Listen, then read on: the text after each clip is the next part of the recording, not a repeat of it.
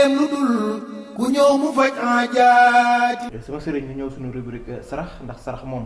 lu mu mën a dindi bëri na lu mu mën indi tamit bëri na tey ban sarax nga nuy digal Diop. waaw ñuy ziar baax du tontu ci laaj bi bu dee mbirum sarax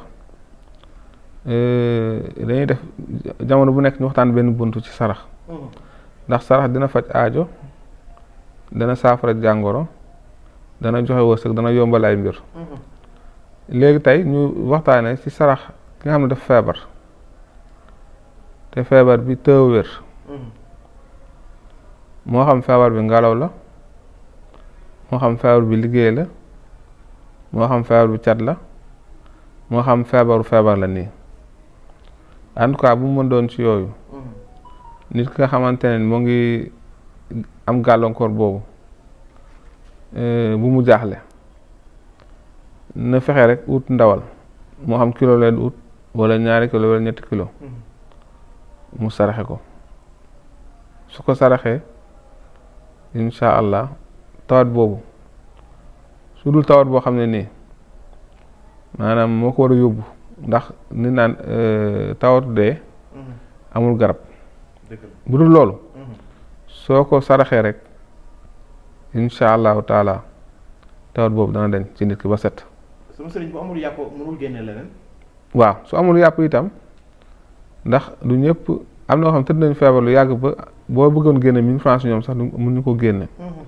boobaa nu ut 2 kilo gerte kemb soo amee 2 kilo gerte kemb mu saraxe gerte gi yëpp moom itam dana mën a wecc boobaa ndawal bi yàpp bi léegi nag su fekkee nag koo xam ne mën naa génne yàpp saraxu gerte bi du valable moom na génne yàpp mu peese lu mu bon kilo